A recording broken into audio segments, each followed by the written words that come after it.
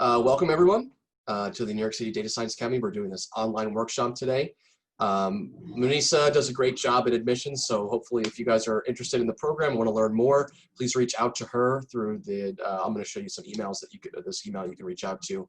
Also, if you're looking to, at any of our programs, really, we have the bootcamp programs, which are more all-inclusive, including career services. But we also have professional development courses if you're trying to maybe skill up a certain portion of your toolkit. You want to learn some machine learning, or if you want to get more into Python from introduction to more advanced. We also have R classes. We have a wide variety of classes you guys can look into. But a welcome from looks like all around the globe. Before we get started, I just want to mention a few things about the material we're going to cover today. So the notebook that we're going to be working with today is a Jupyter notebook. If you're not familiar with Jupyter yet, or if you're a beginner to Python, don't really worry about that right now. What I would say is don't worry about getting this set up and opening it up on your own. Just follow me with the notebook and get what you can from the live instruction here. You could always go ahead and find a tutorial on how to install Anaconda's, generally the development software that you would want to install, and we can share information with how to install that if you need help doing that. Also, what I want to say is that I know there's a lot of you guys here, and some of you may be just getting into programming, or maybe just starting the initial steps. Some of you may be more advanced coders. And I'm happy that I'm able to work with lots of different people from different backgrounds and different skill levels.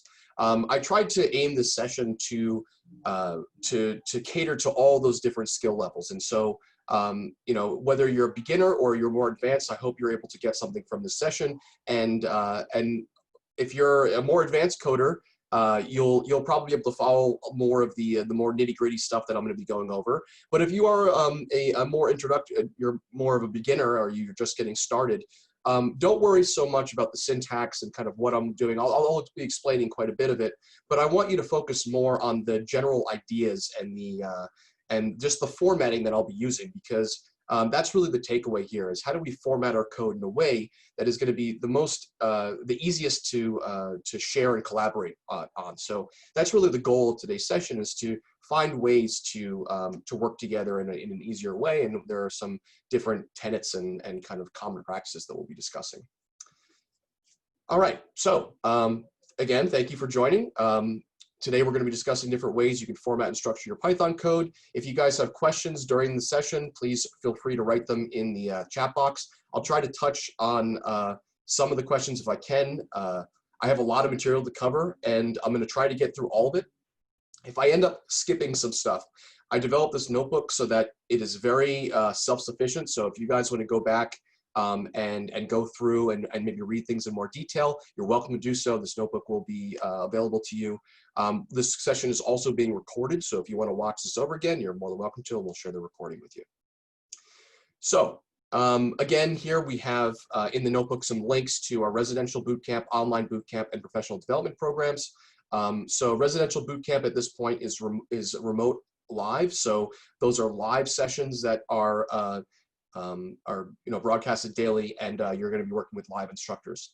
The online bootcamp, or the IDL, or interactive distance learning program, are pre-recorded lectures, and it's more for people who are very good at managing their own schedule, and they know that they have a certain amount of time that they want to work on this, or maybe they're working full-time and they want to do a part-time program over a much longer period. So that's more for people who are trying to upskill, or maybe find a new position in their company, and they're trying to add new tools to their work belt.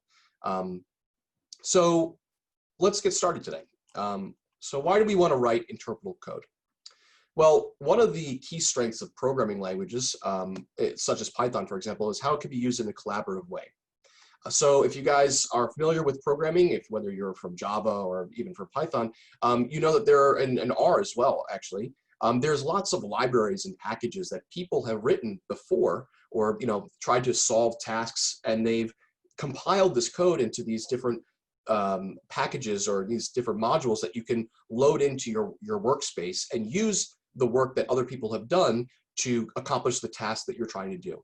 And this is really, really, really useful because that means that we're not writing everything from scratch whenever we start, right? We're starting from where someone else has already put us. And that can help a lot with decreasing the amount of time it takes to accomplish tasks. It can be much easier to learn how to do things that maybe otherwise would have been too difficult for us to implement from without a starting point. So with that in mind, it's really, really important when you're writing code that you keep in mind who else will be using it in the future. And that doesn't just go for other people. Like, it doesn't mean that you have to be writing modules or packages and, like maybe like collaborating on sklearn or things like that. It's also for ourselves, because if you're an advanced programmer, or if you're an experienced programmer and you've ever had this situation where you've written some code and then you take a break for a week or 2 or 3 weeks and you come back to it and you say, I have no idea what I was doing here, and you essentially have to relearn what you wrote. That's what we want to avoid, right? We want to spend as little time as possible getting back up to speed when we're learning to use some code or reviewing code that we've already written. Okay, so what we have here are some good coding practices that we can use to help everyone to be on the same page when we're writing together. And it's really, really important to follow those, because it's one of the easiest ways to make it easier to work with you. And this is important not only for when we're working on our own, but especially when we're working in the workplace. And to make you look like an attractive candidate when people are checking out your GitHub and seeing that your code is well formatted and that you're following these good coding practices. And also just to as a colleague, I want to work with this person on their team because I've seen how they code, and I feel confident being able to work with them. So Guido van Rossum is the creator of Python. He once said that code is read much more often than it is written. Okay, and so this is the idea that we want to keep in mind. There's a lot more reading going on than there is writing, and so with that in mind, we need to make sure that our code is easily interpretable. And it is able to cleverly and efficiently accomplish the intended purpose, but in a way that is easy to explain or easy to decipher. So to maintain a universal standard of coding convention, Van Rossum and a few other of the Python experts developed a series of documents called these Python Enhancement Proposals, or PEPs. And if you guys have heard of this before, you're probably familiar with the PEP 8 style guide for Python. This PEP 8 guide is probably the most popular of the guides, but there's other types of guides that cover things like development, backwards compatibility, the style, which is what the PEP 8 is for, and debugging. So all these different coding conventions that are written down in a manual that people can refer to when they want to see what is the best way to do something, or what is the universally accepted way to do something. And it really helps for universal collaboration. We want to make sure that we're all on the same page when we're doing these things. So another Python expert named Tim Peters, he summarized many of the key takeaways from the PEPs in general, but many from the PEP 8 style guide in like this kind of Python poem that he wrote called The Zen of Python. And we can actually, this is actually a PEP itself. It's actually PEP 20. And we can actually access that in any Python environment by using this import this statement. So if you run this cell in Jupyter Notebook, which we're running in now, by doing Shift Enter or Control Enter, what we get back is this poem here. And it's a bunch of aphorisms or kind of key takeaways that he has used. He's summarized these different style guides. And what we're going to do today is go through a few of these that I've picked out to discuss them and understand what they mean and how we can incorporate them into our coding on a daily basis. This is in no way a comprehensive guide, but I think that this is a great place to get started. And so everyone can do these things to help bring their coding to the next level, so that you are not only easier to work with, but you can also learn more efficiently too, because when you are aware of these coding conventions, it makes you much more sensitive to seeing where maybe certain errors are, and debugging is a huge part of coding, and is one way to really become a better coder is to debug other people's code. And so this is not only your own code, but other people's code. So this is a great way to get started with that. So let's see how we can write code that embodies the essence of the Zen of Python poem here. So the first thing we're going to start with is naming conventions. And although this isn't actually an aphorism in the poem, this is a really, really important subject. And this is why I started with this one, because this is one of the easiest ways to get started here. Some of the aphorisms or some of these key points later on, they get a little bit abstract and kind of, there's a gray area and it's kind of like this delicate balance, but this one is very straightforward. And so that's why I wanted to start with this. So there's a lot of different ways that we can name objects in Python, right? But some ways are definitely better than others. So there's a few different ways that I kind of listed here, which are, for example, we have a single lowercase letter, we have a single uppercase letter, we have a lowercase word, we have lowercase words with underscores separating the words, we have all uppercase with underscores, we have something called capitalized words, which is also known as cap words or camel case, which is where each word is capitalized and there's no spaces or underscores between them. And then there's also something called mixed case, whereas we start with a lowercase word and then every other word is capitalized after. This is actually a convention in Java that I saw a lot, where you use this mixed case naming convention. I don't see it too much in Python, but you can use it if you would like. There's some other naming conventions here that have more special meaning. It's not just about aesthetics, but it also has actual physical or actual functional meaning within Python itself. And these are a little bit more advanced, but if you want to follow along with me, you can. So for example, we have the single leading underscore. So notice here we have a single leading underscore here. And this is mostly when we're naming attributes within a class. And this is something called a weak internal use indicator, meaning we're naming a variable that's going to be used within a class or belonging to an object, but it's not really meant to be accessed by the user. It's really meant to be hidden and kind of work behind the scenes. So this is something that shouldn't be changed for the most part. And actually, if you try to import everything from a module, and one of the object names is using this internal use indicator, if we try to import all objects within this module, this type of object will not be imported using this syntax. So like I said, there's an actual functional effect that this will have on how the code behaves. We also have a single trailing underscore, which this actually doesn't have a functional effect on the code, but this is used generally to avoid conflicts with Python keywords. So in Python, we have a bunch of keywords, which I'm going to go into later, things like list, we have def, we have class, we have type, we have, generally they're functions or something along those lines, although there are some keywords. But the base Python functions, we don't want to use those as variable names. So for example, if we have list is equal to, and then we define a list here. If I do this and I run this cell, this list thing, which actually has a value already when we first start the Jupyter Notebook, will be overwritten. And we don't want to do that because the list thing here is actually, this is a function that will take an object and we'll convert it to a list type, or it'll take an iterable actually, and we'll convert it to the list type. And we can see here we get a list back. And if we overwrite that with some other object, we lose that function. It's overwritten. And the only way we can get it back is we just restart our kernel and we start from scratch. So it's really, really important to not overwrite those keywords because they're there for a reason. And it's also just, it's a bad habit because when people see it, they'll say, hey, if I want to use the list function later on because I'm using your code, I can no longer use it. So it's really important to follow that convention. We have the double leading underscore. This does have a functional effect on the code. This is something called, invokes something called name mangling. And I don't want to get too far into this because this is more advanced when it comes to the object-oriented programming design of Python.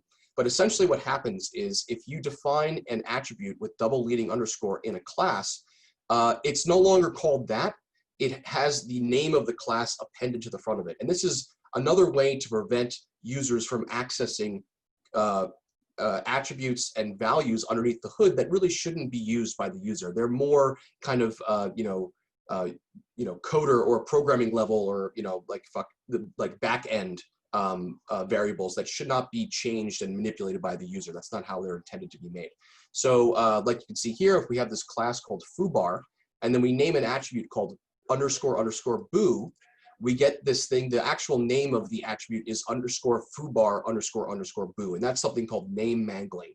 And like I said, it's just a way to kind of mess up the name a little bit to make it harder for the user to access that attribute and unintentionally change it, which might break some of your code.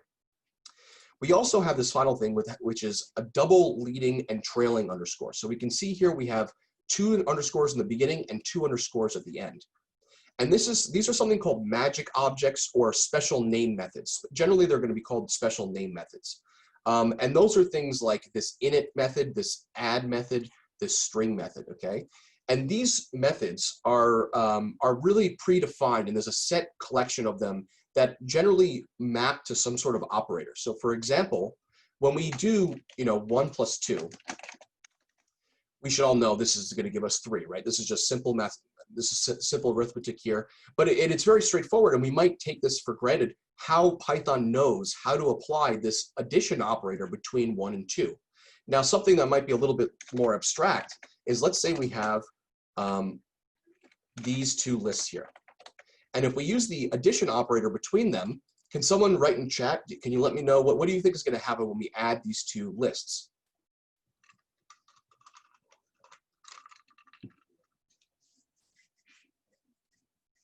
All right, Gillian's got it. Yeah, exactly. So what we're going to get here is we're going to get something called concatenation. Okay, so this is a different behavior that maybe is not super intuitive at first if you didn't think about how do I use addition between two lists? Like those aren't numbers, right? Maybe you could think that these two first numbers would be added, or these second numbers and then these third, and then we get a new list with 3 elements. But no, it's actually this thing called concatenation. And the way that that's working is that inside the list class, there's a method called add.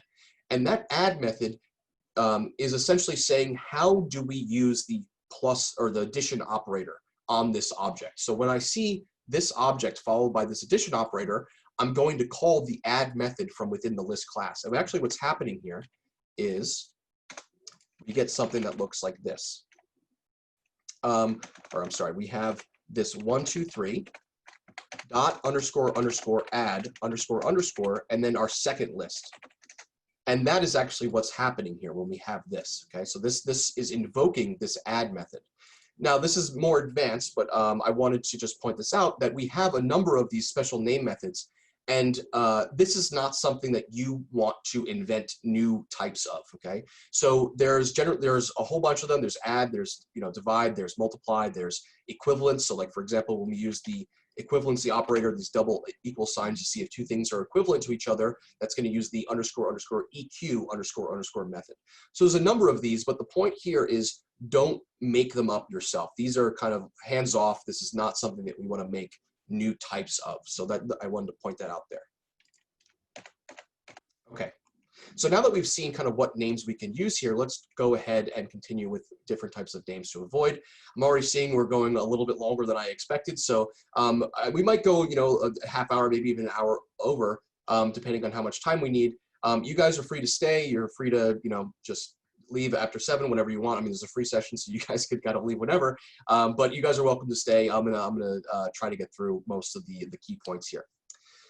So names to avoid. So we never want to use the characters L, lowercase letter L, uppercase letter O, or uppercase letter I as variable names. And the reason is because in some fonts, these are indistinguishable from the numbers 1 and 0. And that makes it very difficult on the user reading the code to see what is actually going on. If you have to use the lowercase l, or I'm sorry, if you have to use the letter L, use capital L instead, because it's less ambiguous. As we said before, we want to avoid using Python keywords and built-in function or class names as variable names. This is really important, and I see this a lot with the students and applicants and people who are trying to apply to our program. I see a lot of times people get lazy and they try to use something like max or sum or list as their variable names. Do your best to avoid doing this, because once you start doing this, even if you're doing it just because it's really quick, it becomes habit, and you don't want to do that. You want to try to reinforce good habits, because you want the first thing to think of when you want to, for example, set some value equal to max. You want it to be, if you need to use the word max, you can do max and then underscore like this, right? So we can do max underscore. So that's generally the way that you handle these kind of situations, is that you append this underscore to the end. You could also do, max of list or something like that. You can make it a little bit more descriptive if you'd like. But the idea here is you don't want to use the name max. And you can even see here that the word turns green, indicating that this is actually a built-in Python function that we have available to us. So it's really important not to overwrite those. It can make it look like you're more of a novice coder. So you want to try to make it look like you know what you're doing and you're more professional. So try to avoid using those names. When we're naming or writing modules and packages, when we're creating those, modules should have short, all lowercase names, okay, separated by underscores if you need to. Python packages should follow the same convention, although generally you don't use underscores in package names. Generally, it's just a single word or a few words that are kind of just next to each other, and that should be fine. Although you want to try to avoid much longer names. All right, so how do we name variables and functions? Before we get into this, I just want to kind of point out how I formatted this notebook. I have a bunch of cells here. We start with a bad cell, and maybe bad is a little bit too harsh, but this is the poor, or maybe like could be better cell, and sometimes I call them could be better. So the stuff in the first cell is going to be what you want to avoid doing. And the stuff in the second cell is going to be what you should be doing, okay? So I want to set that precedent. That's how this is formatted. I also want to point out that some of these cells are not really meant to be run because they have errors in them, or they're just they kind of end. It's like kind of like the road just ends, or the train tracks are just kind of stop. So I wanted to make some certain points. So if you're running through this notebook and you're kind of running each one, and one of the cells just doesn't run, that's okay. It's meant to be like that. The more important thing beyond just running it, although running the code will help you understand it, is to understand kind of what's going on, and I've added these comments here to help with your understanding and interpretation of what I was trying to write. So variable and function names should be lowercase. Individual words can be separated by underscores when needed to improve readability. Method names should follow the same convention as function names. Can someone tell me the difference between a function and a method?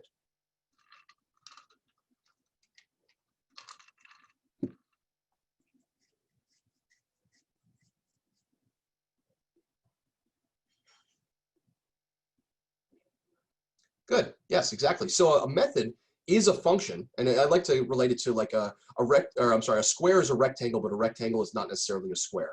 A method is a function, but not all functions are methods. A method is just a function, but it belongs to a certain class. So for example, we have, we'll call this list here is equal to 1, 2, 3, and then I can say list, I want to append some value, the number 5 to my list, or let's do 4 if we want to keep it consistent here. So what this is a method that I'm calling on my list object, and it's going to add the number 4 to my list. And this is actually a mutating method, which means that we're actually changing what this variable holds, okay, where it lives in memory. And that's a very important concept, this mutability or mutating versus non-mutating operations, things like that. I'm not really going to touch on that in this session, but that's something we can learn more about in our programs if you're interested. So here we can see nothing really happens, but if we look at list, we can see now that it has the number 4 appended to it. And so again, this is the append method, and this only belongs to the list class, right? So if I try to apply, I'll say like hello world here, and then I say dot append, the number 5, I'm going to get this error that says attribute error, string object has no attribute append. And that's because there is no method append in the string class. And that's really important to understand. That's the kind of a part of this idea of object-oriented programming, where we have the functions live within the objects themselves. You can think of each object like a bag, or like a sack of things, and then you kind of reach into the bag and you kind of take each thing, or maybe like Inspector Gadget, right? So you have this being, and from the being you can invoke different things like Go-Go Gadget, spring shoes, or Go-Go Gadget rockets, or all these different things, but they belong to the object itself. And certain objects will have certain different types of tools. And that's a really cool part about Python, because you can package these things really nicely inside these objects, and it's a really great way to factor your code and format it in a way that's very neat and organized. Okay, so constants should be represented by all capital letters, separated by underscores when needed to improve readability. We can use names that are we want to use names that are representative of the actual value, right? So it's really important not to be using like single character or meaningless names. Use names that actually hold meaning, because you could be working with a variable that's called X, and then 100 lines later in your code, you have to call X again, and then you have no idea what X actually represented. But if you called X price after tax instead, then all of a sudden it jogs your memory. It's much easier to remember where you were back there. So use meaningful names. It's a really, really important and an easy thing to start doing. You know, I know that a lot of people, when they're trying to jot code down, they're just throwing X or Y just to quickly have a name, but try to really incorporate these meaningful names into your everyday habits, because it will make a big difference in terms of the readability of your code. The only real exception to that, which is these I, J, and K. And I, J, and K are generally reserved for representing index values, okay? So if you're using them to represent dimensions or indices in a multi-dimensional list, you can use I, J, and K for different dimensions in your object. That's okay. But I wouldn't use I, J, or K for anything other than that. Generally, when you see an I, whenever I see I expect it to be an index. So we have a question, X and Y recommended for representing coordinates. That's a good example of where you could use X and Y, right? But that makes sense from a mathematical standpoint, where we're using X and Y because X is the horizontal axis, Y is the vertical axis, right? So as long as the variables you use or the names you use have an interpretable meaning in the context of the problem you're using, that's totally fine. So that's a good example of these seemingly meaningless names, X and Y, that might not be great in a certain situation, work really well in a mathematical or like a multidimensional space context, like maybe for vectors or something like that, right? So just consider kind of the context of your problem and whether or not it makes sense. And then really at the end of the day is, does this help you work better, right? That's the idea we're going for. So here I just put a couple different examples here. We have this L, which is it's not a descriptive name, and it also is this kind of no-no name that we were talking about earlier, because it kind of looks like the number 1. We have this list of values to hold name, which is kind of too long. Try not to be too verbose with your variable names. Here we have this list that I'm overriding the list function in Python. You don't want to do that, so none of these functions we want to overwrite. Then we also have this variable, and you can notice that it starts with a capital V. You don't want to start these variable names with capital letters, and we're going to talk about that more once we get to classes. Here we have a function that we've defined. It's just called func, which is not a great function name. And also the argument really has no meaning, right? So, and then what this is doing is just returning the number, twice the number, so doubling the number. But I don't really get that from the description or the name of the function itself. Try to name your functions what they actually do, which can help with, when you use them. Here we also just have a new list that's not really descriptive. And then what I want to do here is iterate over the list, actually this generator, which is this enumerate object. If you guys aren't familiar with enumerate, it's actually really useful. So I will just show you real quick. So if we look at enumerate Z, it's going to give me this weird enumerate thing at this certain address in memory. But if I convert this to a list and we look at what it actually contains, what we see is that we have each element in a tuple. So we have 5 tuples here, and then each one has the index as the first element, and then the value itself is the second element. So for example, if I change this to A, B, C, D, and E, we can see now we have the first element starting at 0 because Python is 0 indexed. We have 0 for A, 1 for B, 2 for C, and so on. And this is really important when we want to keep track of the index of a certain element. We have a question here: is it tuple or tuple? I've heard people use both. I've actually was on the tuple train for a while, and I'm now moved to the tuple train because whenever I hear people using tuple, when people are first learning to use Python, they assume that tuples are only able to hold 2 elements, like pairs of elements, and I don't want that to be the impression. So I try to use tuple from now on. Okay. So just some examples of some good naming conventions we can use. Here are 3. So here, instead of just kind of having these meaningless names, I used a tax, price, and total price for my names, right? So here I want to calculate the total price of my product after I apply tax to it. These are very interpretable names. I'll be able to come back to them later on and know what I was talking about. We have pi and lights and the speed of light, these are constants. They're not going to change, so I use capital letters to represent them. We also have, here's a function. that is going to calculate the price after tax. And then we have these very interpretable arguments here.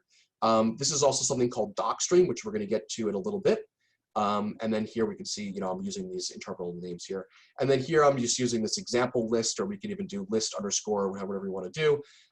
Here, when I do this for I, val in enumerate, and I didn't mention this is something called unpacking, where inside of our for loop for each iteration, we're going to take each tuple within the enumerate object and unpack it into these two variable names. So for example, up, or just in this example here, the first tuple inside of our enumerate object is going to be 0 and then 1, right? It's going to be a pair of 0 and then 1.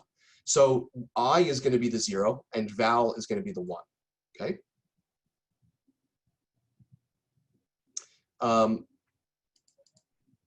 So what we're doing here is this is going to give us more interpretable names for the unpacked values that we have.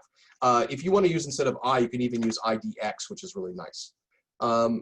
There's a question, is there a typo in total price should be a, yes, oh, thank you. Yes, that should be a typo. I apologize if there's some typos here. There's a lot of code here that, but yeah, so that's a typo there. This should be plus here, just like in the function.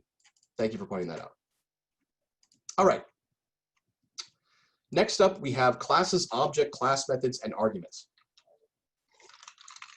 So class names should use the cap words or camel case convention, okay? So that means, that, so there are some exceptions to this, but for the most part, you should follow this convention. And this part's going to get a little bit more complex, but object methods should always use self as the first argument. So whenever we're referring to the object itself, we're going to call it self, and that's generally going to be the first argument it's always going to be the first argument in an object method that we define within the class. If another object will be called in the method or referred to in the method, that object should be referred to as other. Okay, so we don't want to use other types of names in this case. We really want to stick to that self and other naming convention. Class methods are going to be using the CLS as the first argument. So that's essentially representing the class itself in those different examples. So here I've defined two kind of dummy classes. This first one is called the Python vector. This is the mixed case example that we were talking about before, and it's not great. We want to start every word with a capital letter with the class. Okay. Here we are starting. This should actually be self because this is an object method. So this self should be this should be self here. Here we're using object 1, object 2. Again, this should be self and this should be other. Okay, and that will be explained down here in the bottom. And then here we're defining this magic or this special name method, which is not something we want to do. We don't want to introduce new types of special name methods. This is something that only is reserved for Python. This is an example of a class method where we are essentially what this class is doing is we're making a vector object. And so the vector object has one attribute. It's called chords, and that is going to be our coordinates of our vector. And so, for example, here, this class method is going to allow us to take a string that looks something like this, like 5, 6, 7, 10, or something. So this is our 4-dimensional vector. From this, we could do something like Python vector dot from string, and then this would be our string, and this would create a vector using our class method. So we essentially were parsing the string to get a vector object back. And so I'm not going to go through this this code here, but essentially what's happening is that we're not using the CLS as the first argument in this case. We want to use CLS if we're using a class method, we're referring to a class. That's the naming convention. If you can't use CLS, you can use class underscore or something like that. You don't want to do like CLSS or something. That can be kind of confusing. So put this back here. There's also something inside here that we're doing, which is we're trying something, and then we're handling it if there's an error. So this has to do with error handling or exception handling in Python, which is a really important thing that everyone should be aware of. And essentially what happens is that we're going to try the code in here. If an error occurs, we're going to go to this part and then do whatever's in here. And the point of this error handling is that if you have a raw error in your code and you don't handle it, your code just terminates.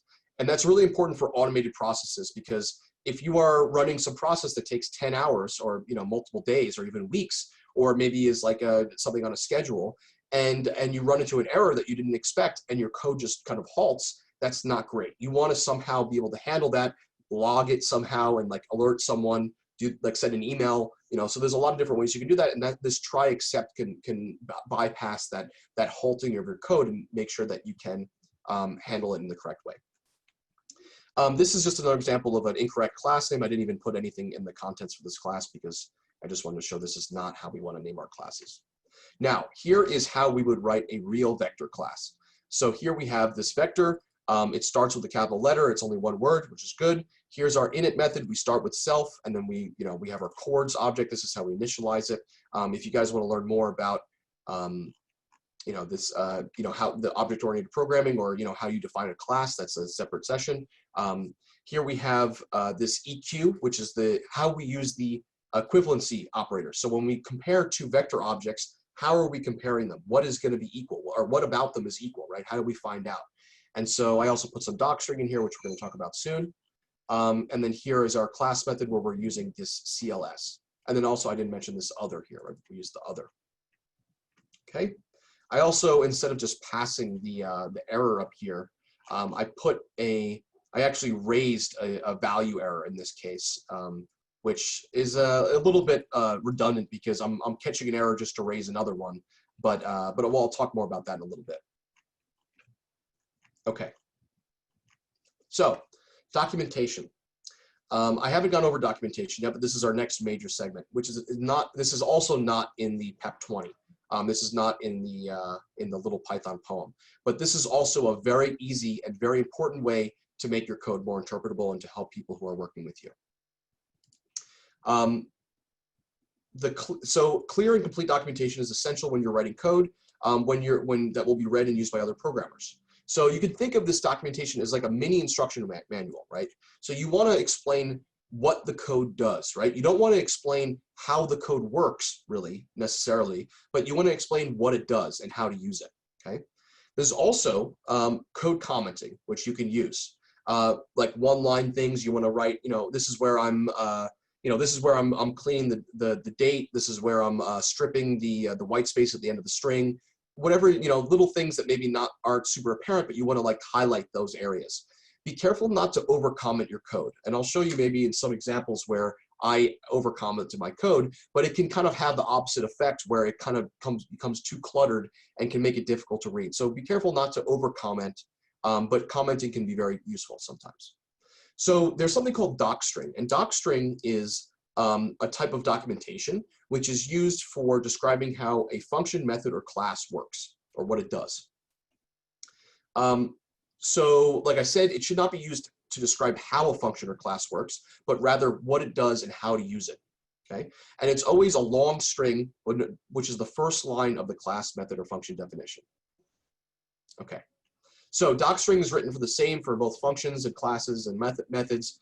I only have a single good cell here, which is this dog class that I've written, which I like to use as an example. I've written this Docstring here, which kind of talks about what this object does or what this class does. So here it says it's a class representing a pet dog. The dog object has the following attributes. We have the name of the dog, which is the name of the pet dog, and then the type is string. This is something that I've kind of adopted myself, but I think it's pretty straightforward that I like to put this little arrow and then what type of object you expect, okay? We have the breed of the dog, and that's also going to be type string, and then we have the age of the dog, and that's going to be type integer.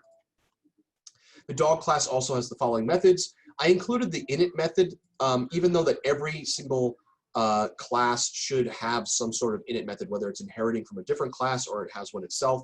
You don't necessarily need to do this. This is kind of like, pointing out that your sentence should end with a period or something. It's just kind of like it's assumed that it should be there. Similar thing with the string method.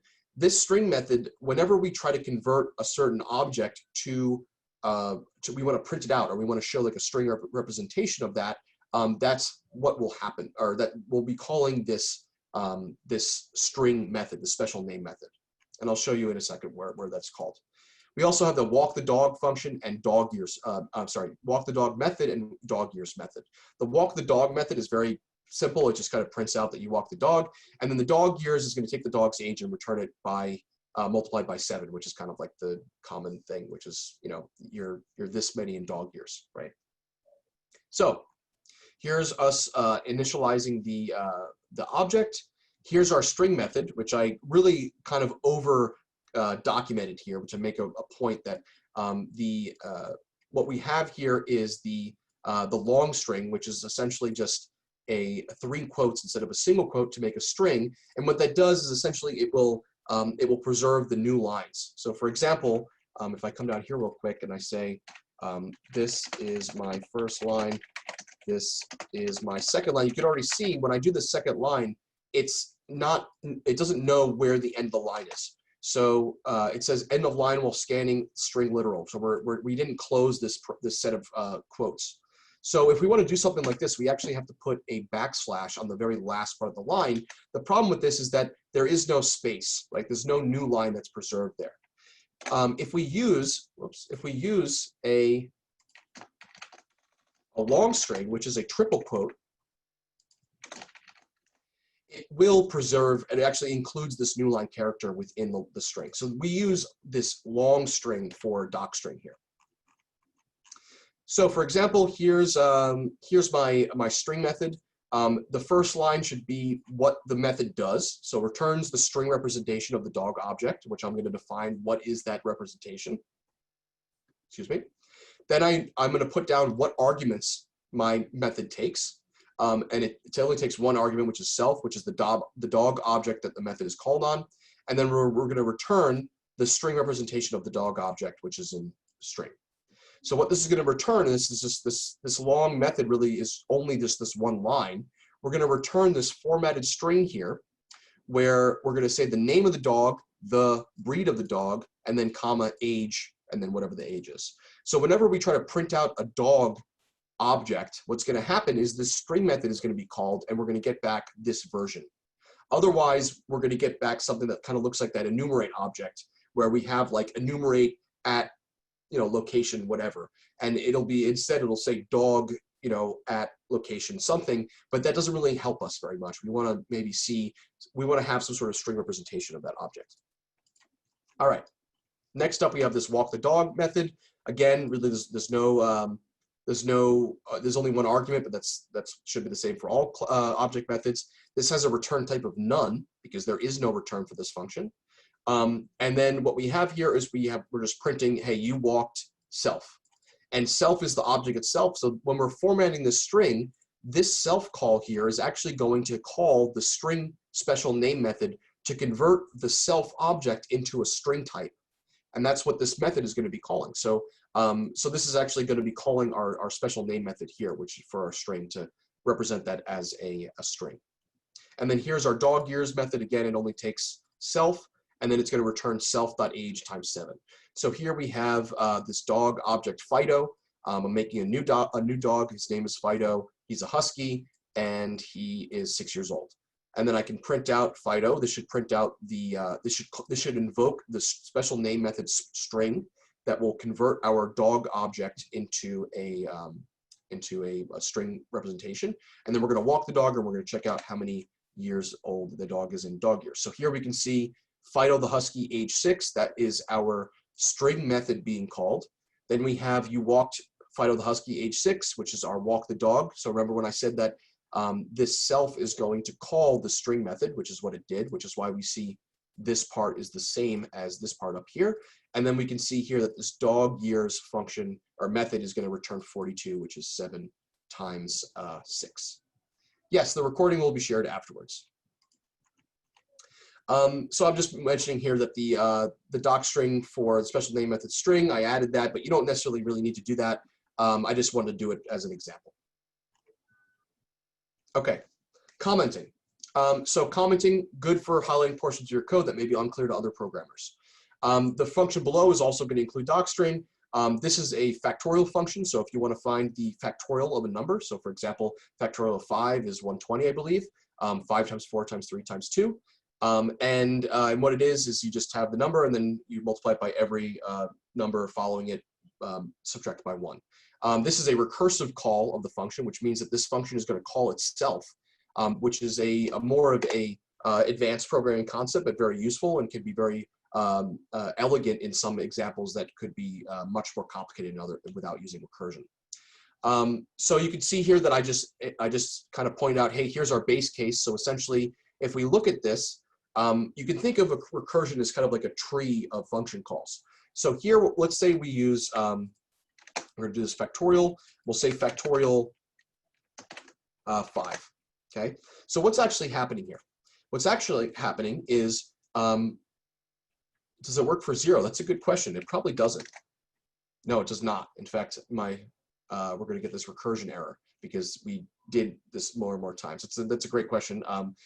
This is not a robust solution, but it's just a simple example here. Actually, math has a from math import factorial. Let's see if that one works for. Now I'm using the math version of factorial because I've overwritten the one that I wrote up here by importing this new one. This one actually works. So the factorial of 0 should be 1. And that should be actually easy to fix. I could just say if num equal to 0, then return 1. And now, if we run this again, factorial of 0, simple enough, it should just work. Okay, there we go. Thank you, Chris. So what we're doing here is we're saying, all right, we're going to start at 5. 5 is not 0, and 5 is also not 1, so we're going to go here. So what we're going to do is we're going to say 5 times, and maybe it'll be clearer if we do it in this way instead. We're going to say 5 times the result of factorial of 5 minus 1, which would be 4. So now we're going to call factorial on 4, and that gets plugged in here. It's not 0, it's not 1, so now we're going to do, this gets replaced by, num minus 1 times factorial of now num minus 2, if we're kind of following that, okay?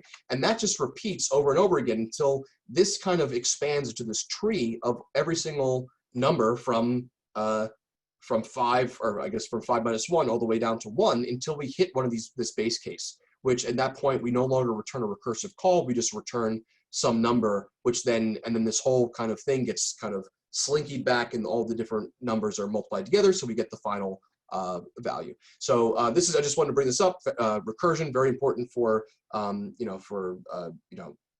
computer science in general, and that's kind of this programming concept. If you want to learn more about it, really interesting topic. I also want to point out that I could probably bring this up at a different point, but if you guys are ever looking for ways to explain things, or if you want to know if you learned something well enough where you feel confident teaching it, or if you feel like you really understand something, there's something called Eli5, and it's on Reddit, and there's a whole subreddit dedicated to Eli5, and Eli5 stands for explain it like I'm 5, or explain like I'm 5, and I'll write it in the chat here.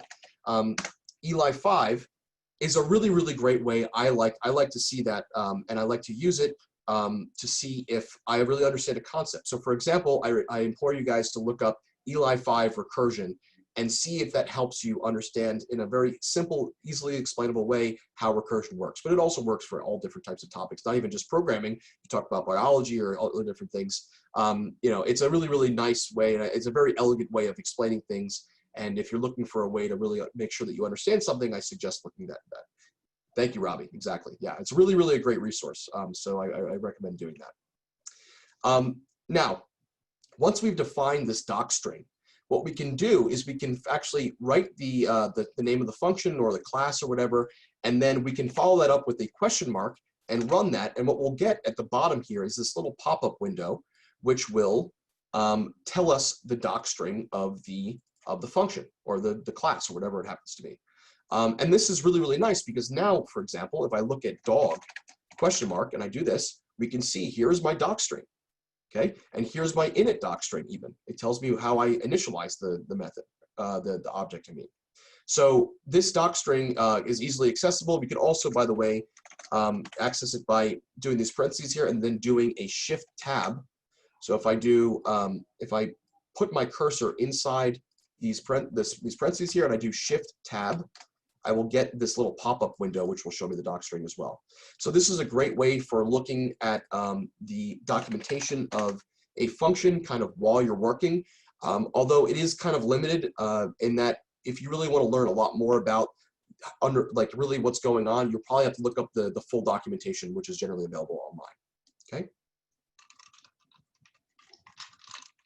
All right, let's move on to the next section.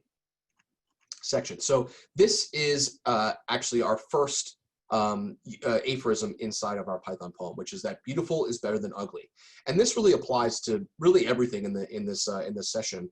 And that really means that you want to make your code beautiful. You want it to be elegant. You want it to be simple yet complex at the same time, right? You want it to be easily interpreted. So what does beautiful code look like?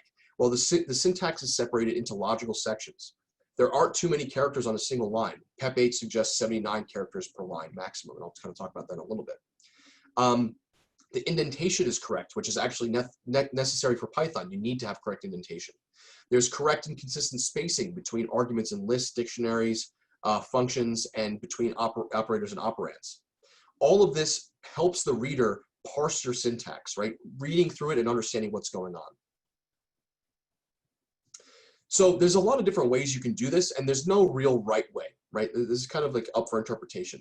However, it's really important that whatever style you use, be consistent, okay? So you don't want to kind of switch between different spacing styles, different naming conventions throughout your one project or even among different projects, because it can get very confusing to someone who's looking outside, from the outside, or even for yourself when you kind of think you want to do something and then you see that you did it one way earlier and now you're doing it a separate way.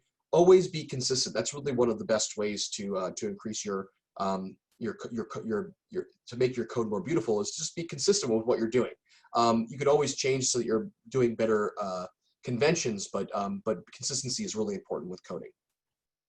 All right, so let's talk about spacing. So you want to always make sure that you see how your code looks on the screen.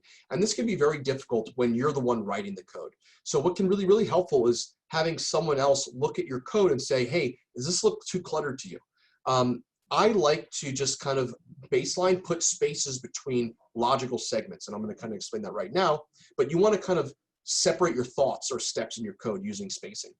So here we have some incorrect or inconsistent spacing. Here I have no space between this variable name and the assignment operator, and then I have a space here. Here I have the opposite, where I have a space here and nothing here. Here I have no space, and then there's a space over here. There's no space between what's going on here and what's going on next, so it kind of just jumbles together. Within here, it's kind of hard to see what's going on as well because there's no spaces. This is not something I like to see. It's very difficult to really have my head wrap around what's going on here. Another thing is that you don't want to put spaces between function calls and arguments, or function names and arguments. And that's something I see quite a bit, where people have, like a space. It'll still work, but it's just not a good look. So how do we make this look nicer? Well, here's a way to make it look nicer. We make sure that there's even spacing. I always put a space before and after my operators. Sometimes if it's multiplication, I won't, or division, I'll put no space. But for addition and subtraction and these assignment operators, I generally always put a space before and after. I use lines between chunks of code, like an empty space, to delineate where my thoughts are, right? So here I have a first and second sentence that I'm putting, and then I'm just going to concatenate these two. Here we're using the addition operator for strings. This is concatenation, just like with lists, right? So this is calling the add special name method within the string class. And this is going to make our full sentence, which is kind of what the point is I'm trying to get at here. Next up, we have this count words function, which is just going to take a sentence and it's going to return a dictionary with the count of each word that is in that dictionary. I added some docstring, although we can ignore that for now, but it'll kind of explain how it works, or what it's doing at least, and what we can expect as an input and what we expect as return.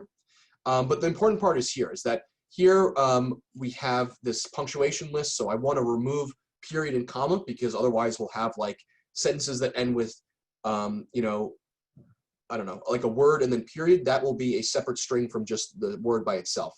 So I don't want that to be separate entries in my dictionary, so I'm going to remove some simple punctuation. And then what I'm going to do is I'm going to iterate over that punctuation list, and I'm going to say the sentence is equal to sentence.replace, and I'm going to replace that punctuation character with the empty string. So I'm essentially just removing it, okay? As long as there are spaces before, after our period and our comma, this shouldn't be a problem. If there are no spaces afterwards, then we'll have these kind of these words that are concatenated together, which is not great, but we're just going to assume that there's a space there for simplicity. Then here I have my word dictionary, and then so I'm going to say for each word in sentence.split, this is a string method that's going to split a collection of words on the space character and give us a list of strings separated by that space. And then what I'm going to do here is I'm going to add a key to my dictionary. I'm going to try to get the current value, and this is just a nice way of, instead of saying, for example, if I say for word dictionary, if word exists in my word dictionary, so I'm checking if it's in the keys, then I'll have to do a plus is equal to kind of thing, where I'm incrementing our count by 1. Otherwise, I need to initialize word dictionary. Word is, I need to initialize that key in my dictionary. Okay, and then more on this in a data structures class. But essentially, what's happening here is we're just incrementing our word or key for that word in our dictionary by 1 each time we encounter that word. And then we're going to return our word dictionary. So for example, I can just do here, I can say count words, NYC Data Science Academy is a great place to be, and I learned a ton. So we can do this, and now we can see, here's my dictionary. I used every word only once except for A, which is kind of impressive, I'll say, of myself.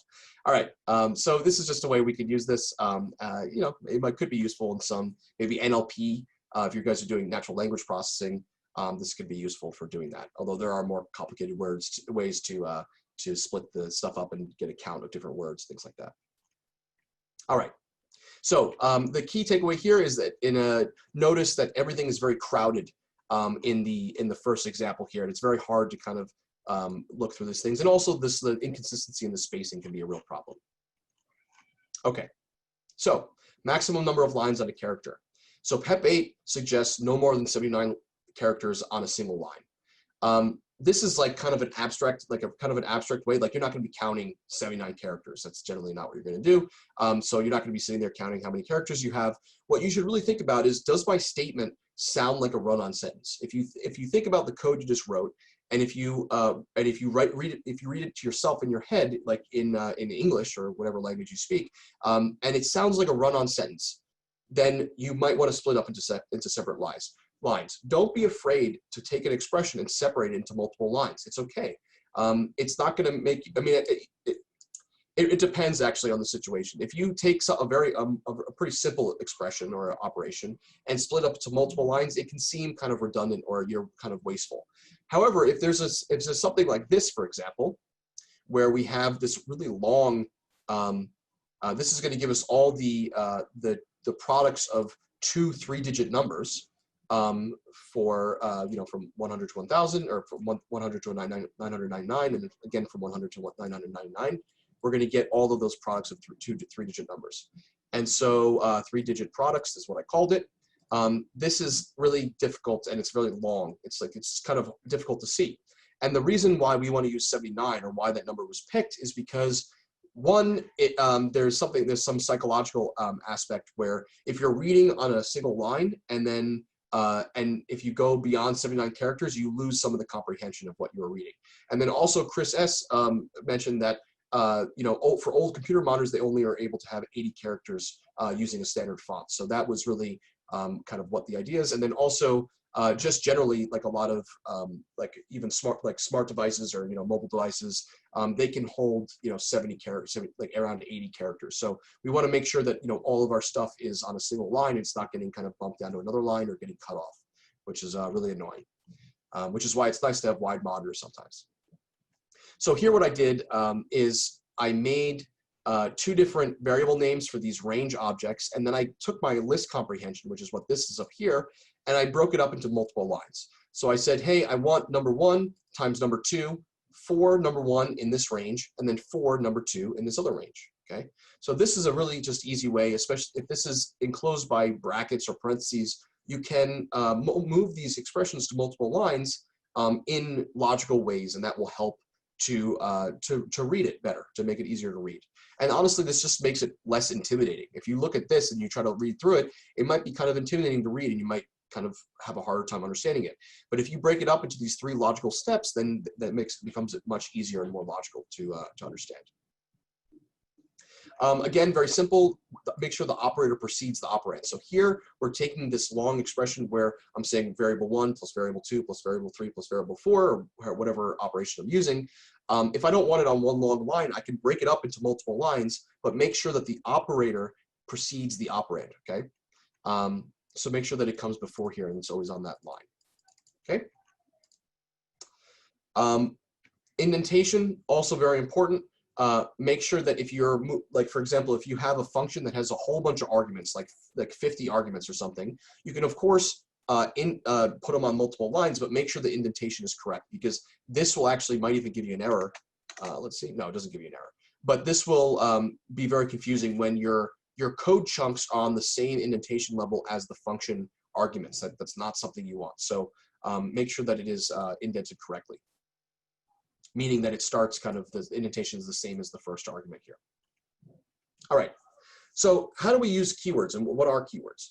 So Python includes special keywords that we can use to make our code easier to read. This is one of the reasons why I like Python so much, is because it has these English words that we can use to make our code a lot more interpretable, or easier to read, like from a language perspective. So some of these keywords are and, or, not, and is. These are kind of the most commonly used ones. So the keywords that we're kind of using them to read from a human language perspective, okay? And it makes our coding grammar easier to digest. So here we have these different conditions. We're saying if condition 1 and condition 2 or not condition 3, this is not super pretty, okay? And then we also have this one. I haven't defined the conditions 1, 2, and 3, or this A and B, but the idea here is that we're using these operators here, which aren't super nice. Now we can use Python keywords here, like and, or, and not, and we can read it. So we can say if condition 1 and condition 2 or not condition 3, and that just is a lot easier to kind of digest, I think, than these really clunky operators that we'll use, which are more used in other languages. But these and, or, not, and is are really useful for kind of turning our code into not really computer language, but more human language, which makes it much easier to read. This is kind of an aside, which is that if you want to use the truth value of an object, or you want to compare to see if something is true or false, I see this a lot where someone says, all right, this condition 1 is a Boolean object, and they want to say, is it true or not? So for example, here, condition 1 not equal to false, or like the equivalent thing would be equal to true. You don't have to do this. Instead, if you just use the you could just use the value, or the truth value of the object itself to control the flow of the logic. So again, here I'm using is. Is a little bit different. I don't want to get too into that, but essentially is checking to see if an object is living in the same place of memory. Essentially, is it the same exact object, which is an important concept in some cases. So when it comes to different objects in Python, essentially if something is empty, it has a value of false. If something is non-empty, it has a value of true, okay? So here we have an empty list. The truth value of this empty list is false. So for example, if I say bool, this is a casting function, so I'm going to change this into a type Boolean object, and it's going to give me a false because it's empty. If I say 0, 0 is going to give me a false. If I give an empty string, that's going to give me a false, okay?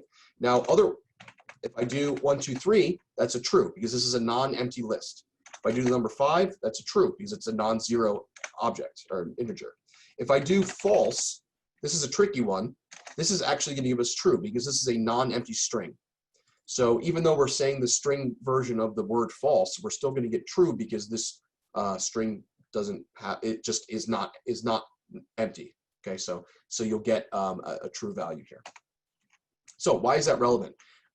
Well, because I can use those to drive the flow, or the flow of my logic in my code. So here we can say if empty list or 0int or empty string, these are all empty things, these are all false. So that means that this is not going to print. Or all three of these things are true. So if I say non-empty list and non-0int and non-empty string, I'm going to get this will print. So this will actually print out because all three of these are true. And then also just to show this condition 1 and condition 2, we don't want to say, condition 1 equal to true like this. You can just say if condition 1, right? You don't have to say is it equal to true because that is going to return either true or false. So if condition 1 is already true or false, then you don't have to generate another Boolean value to drive this this flow here. So that's something I see quite often, is that people are saying, all right, condition equal to true or condition equal to false. If that condition is already a true or false, then just use that value itself to drive the logical flow. Okay. So I wrote this helper function example today because I realized that the example that I had used was the answer to one of our tech assessment questions, and I didn't want to give you all everyone that joined this webinar an unfair advantage during our tech assessment, but the sentiment is the same. So don't take this as completely free of bugs. There might be bugs in here. I did my best to make sure that it's good, but what I wanted to show you is how we can use helper functions to make our code simpler and easier to read and understand. Okay. So what is a helper function? A helper function is just another function. It's a function that we use to take part of our code in a bigger function and move it somewhere else so that we can kind of segment it into these different parts. Okay, so it's really just for readability. That's really all it's for. You can write code without helper functions and it'll work exactly the same as with helper functions. Helper functions just help us to compartmentalize our thoughts better. Okay, so what I did here is I made a dictionary of a whole bunch of different class names and then the time and the day and time of the class. And so this is essentially what my minus the French and Italian, this is essentially what the my undergraduate studies looked like, because I did computer science and I also did biology later on. So I don't know if you guys took any of these classes, but so that's why you see ornithology along with linear algebra. The student sign up is a function that I wrote that will take this course dictionary and then will take a student schedule and essentially allow a student to add different classes to their schedule, and it's going to check for conflicts. It's going to see if the class is already registered. It's also going to see if you already have five. I should actually say greater than or equal to 5 here, because someone might start with a class that is more than 5 classes there, or a schedule, I should say. So without kind of spending too much time on this, I just want to go through and show you some key points of what's going on here. So I have these while trues because I want to keep kind of asking the user, do you want to keep adding schedule or classes? Do you want to click yes to continue, that kind of stuff. So that's why I have all these while trues in here. And there's a lot of just while trues here, but it's mostly just to make sure that if the user inputs something incorrect, like they choose a wrong name or something, I go back to the beginning and then try again. But I want to point out this stuff here. So for example, I have this this check where I'm asking, would you like to drop a course? Please enter yes or no. So then I'm going to check to see, all right, what did the user enter? They give me a yes or a no. And then based on the response from that, I'm going to do some certain things. So for example, if they say, yes, I do want to drop a course, then I'm going to print out all their current courses and then allow them to print out which course they want to drop. And then here, if they say no, then I just return the schedule itself. And then I use that again down here where I'm asking, would you like to register for another course? So that's one part where I want to point out that, hey, we use this multiple times in our code. Maybe we could write a function that does that for us so that we can shrink those parts and also allow people to say, hey, what's happening here? Let me go take a break from this function and see what this other mini function does before I move on, okay? Another thing here is that we have, I'm checking to see if the course that the user puts, is the course going to, is that even being offered in our course dictionary? Is the course currently in the student schedule? If there's a time conflict, and the time conflict really has something to do with, like, if the times overlap, it's just literally if it's the same exact string. I made it very simple, and then otherwise it's good. So I took this part here and I also put this in a conflict function. Okay, so you can see there's quite a bit of code in this function here. And what I did is I broke it down into three separate functions, or actually four separate functions. Here are the functions that I made. The first one is a yes/no checker. Okay, so all this does is it takes a prompt, and then it's going to ask it's going to state the prompt. It's going to ask for a yes or no, and then if it's a yes or a y yes or a y, it's going to return true. If it's a n or an o, it's going to return false. Otherwise, it's going to say, hey, I didn't get it. I don't know what you're saying, and then try again. It's going to start over from the beginning. Okay, so this is very generic, and this can be used in other functions or other parts of your code as well. If you want to, like, for example, I don't know, if you're asking questions in anything, like for example, the tech assessment might be useful if you want to do something like this. But so this is just a very generic function we can now use, and we can use it in other projects. So we can make like maybe a module that has this yes/no checker in it, and that could be useful later on. Then I have this conflict checker, which is going to take a course name. It's going to take the current course dictionary and the student schedule, and it's going to say, it's going to check those three things. It's going to see, all right, if if the course doesn't exist, if it's already in my schedule, or if there's a time conflict. So if any of these happen, it's going to print out some message, and then it's going to return true. If none of them happens, then it's going to return false. In fact, I don't really even need this return false here, or this else. I mean, we can just have return false, because if any of these other things work, then we're going to get return true, and the function is going to exit anyway. So I don't need this this last else, but you can add it if you would like. And then my last function, my last helper function, is this course dropper. And what I did here is I took the part of the code that asked the student if they want to drop a course and wrapped that inside this function.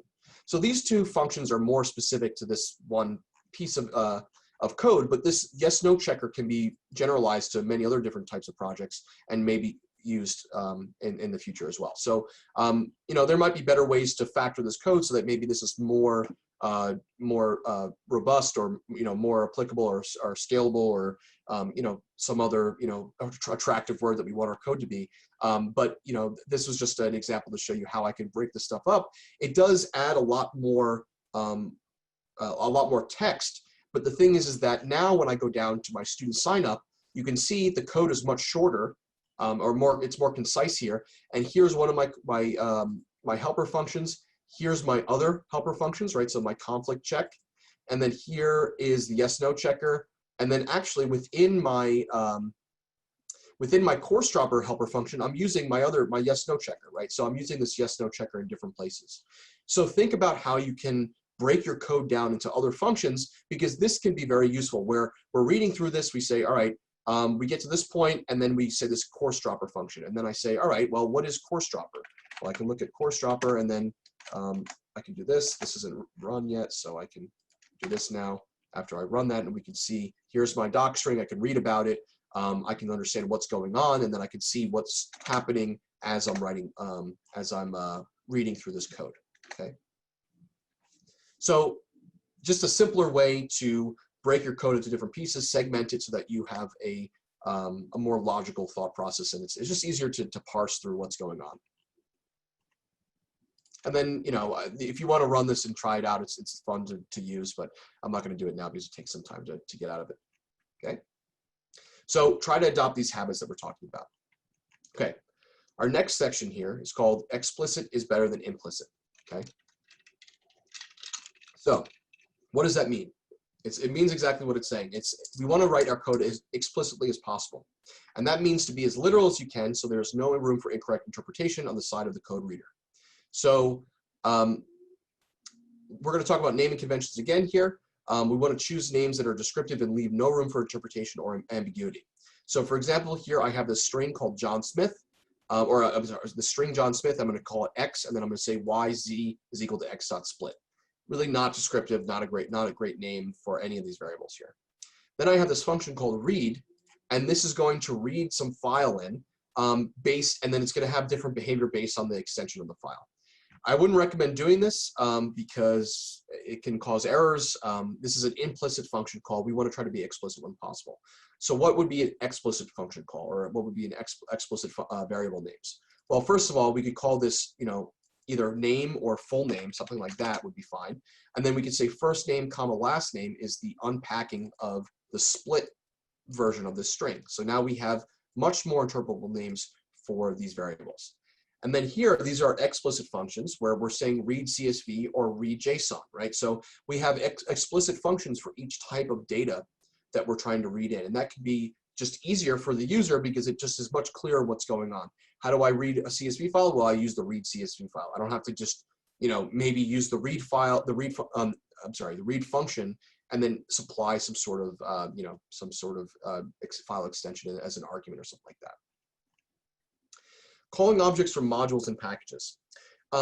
You're able to import every single object within a module or package if you would like by doing this from object or module name import star.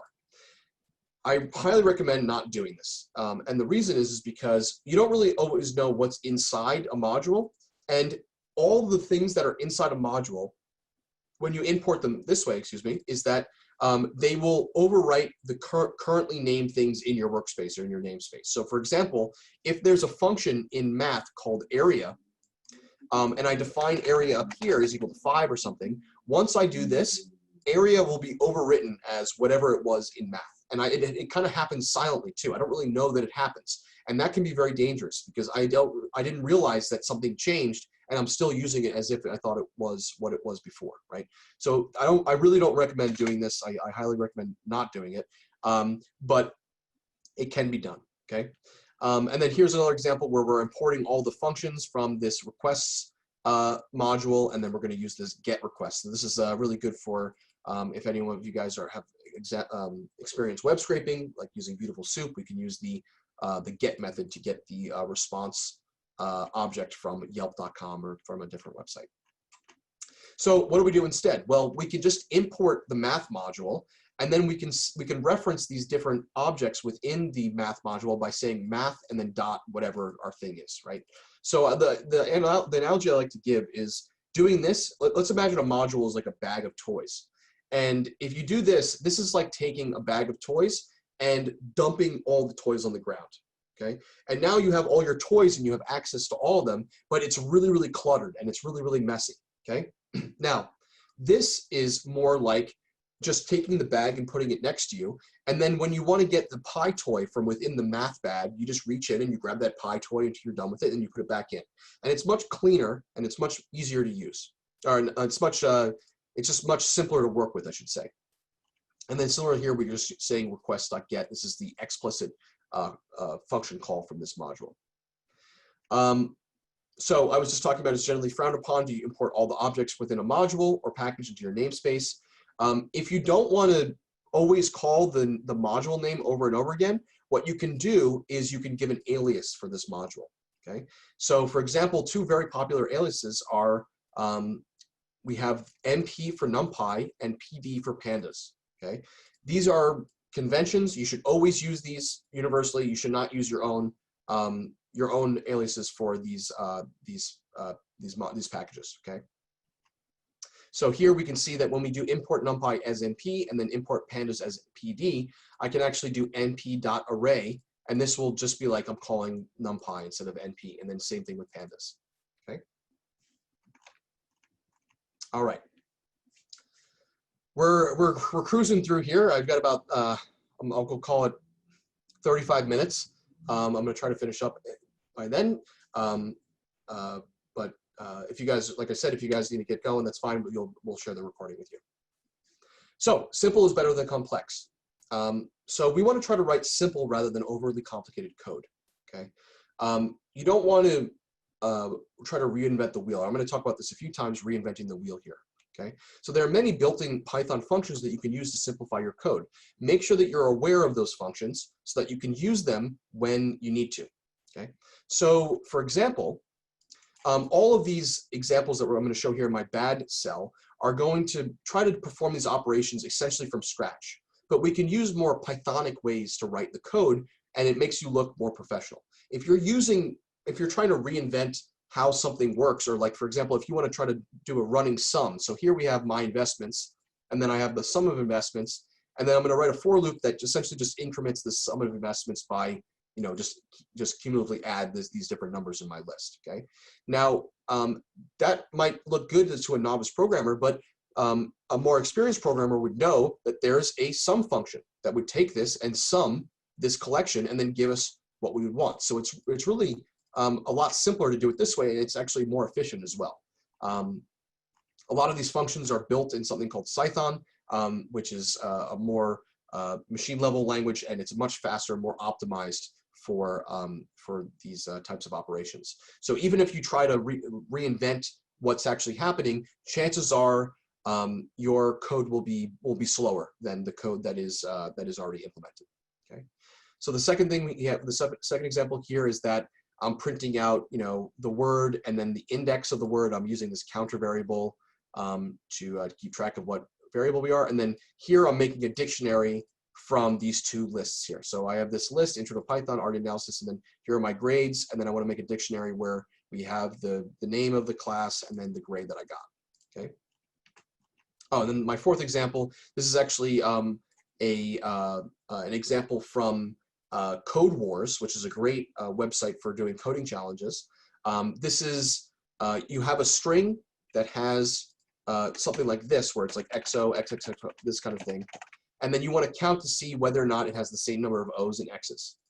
If it does, it returns true. If it doesn't, it returns false. That's what our function does. Now, if you guys are familiar with the collections module, there's this thing called counter, which is a class within the collections module that's really nice for making a dictionary of all the different elements within the object. So for example, from collections import counter, and then I can say counter, this is a sentence, and this is going to count all the letters in my collection, or all the characters, I should say, and so to give me something that looks like a dictionary with the count of each letter type. Okay, so you at first maybe you want to use this because you can kind of make a counter object from the string, and then you can compare them, and then you can do this.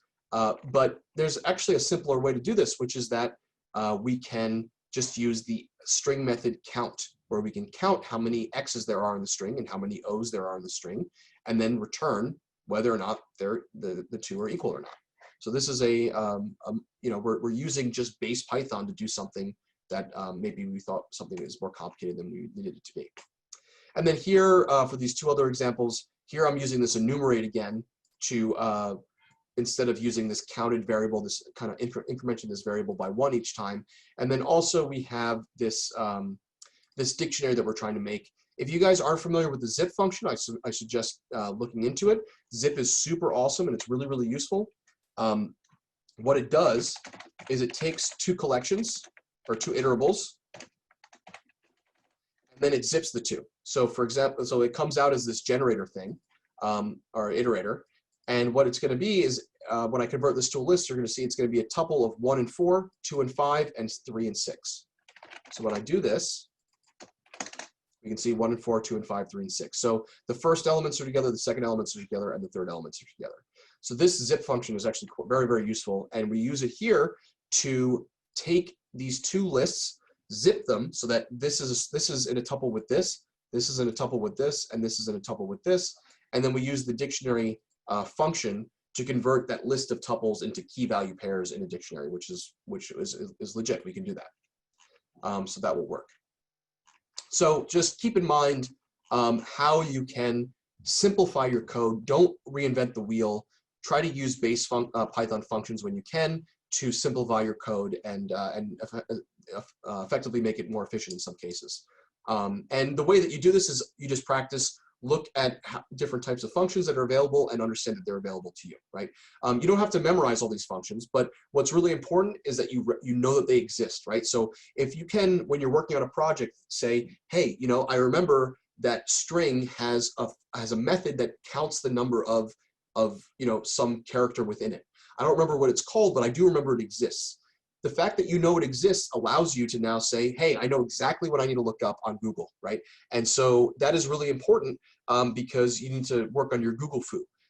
It's really, really important to know how to look things up and to know what to look for when you need to look for something to help you complete a project or something. So just knowing that something exists out there, not necessarily what it is, but knowing that it does exist is the first step at reducing the amount of work you need to do.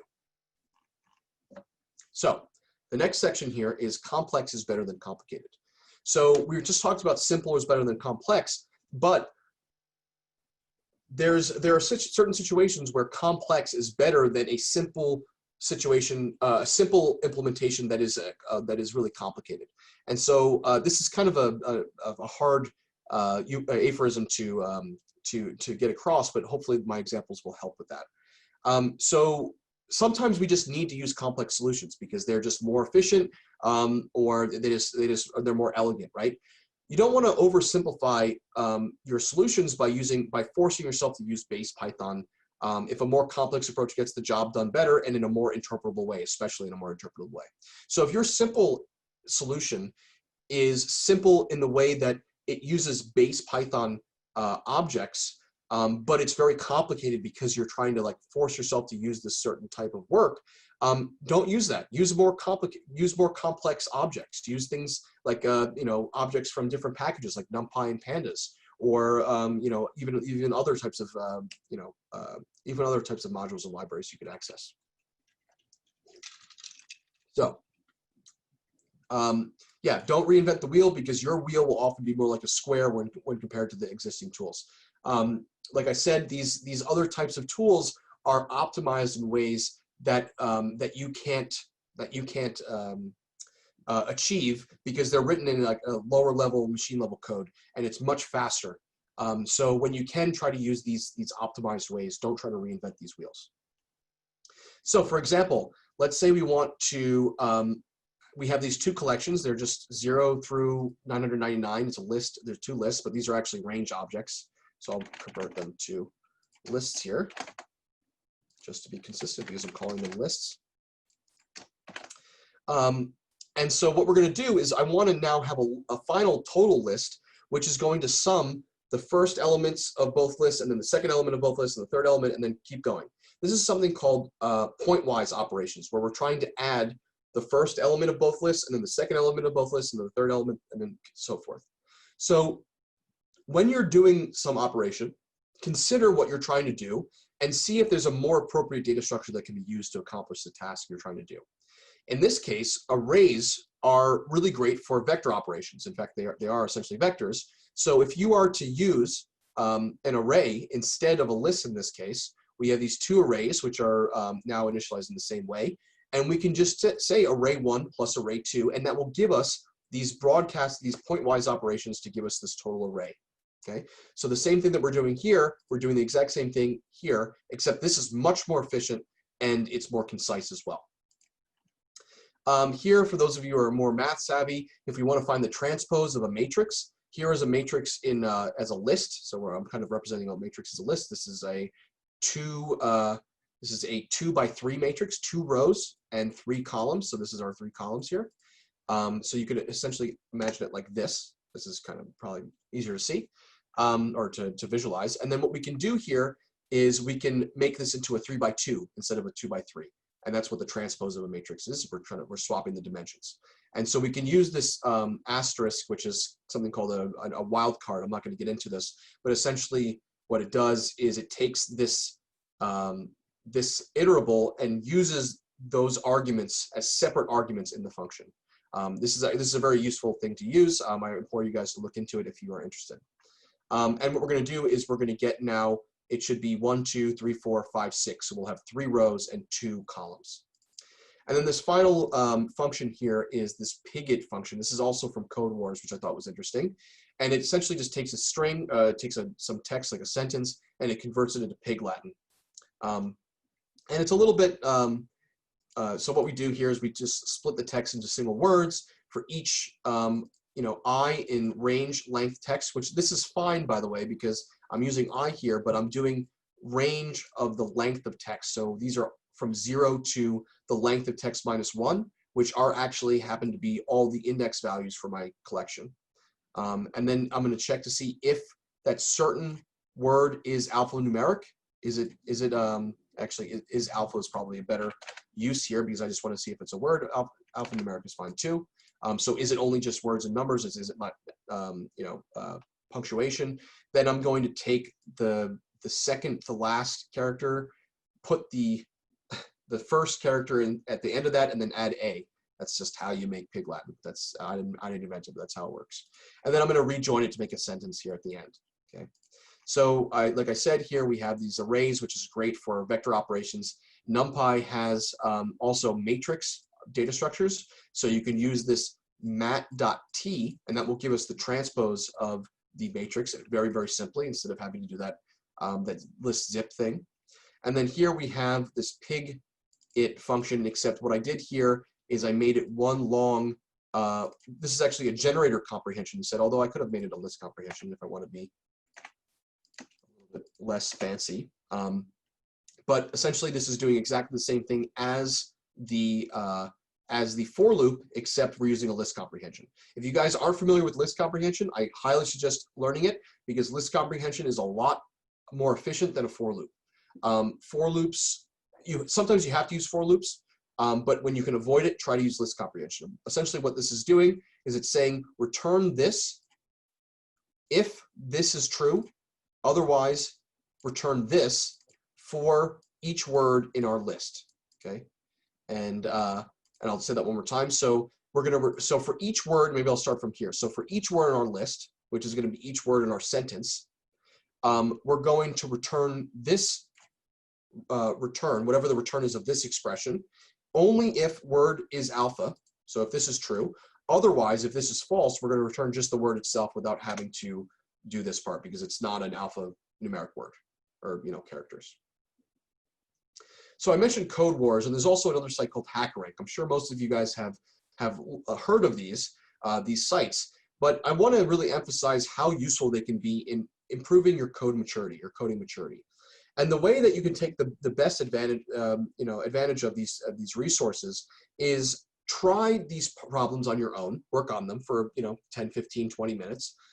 If you get really stuck, or for example, many of these sites will have different test cases where you'll have to pass 10 different tests where they take your function that you write, and it's going to give it some subsample of the data, and then another subsample, and then generally as the test cases go on, the later ones are testing not so much if your code works or not, but if it works efficiently, if it gets the job done much like in an efficient way.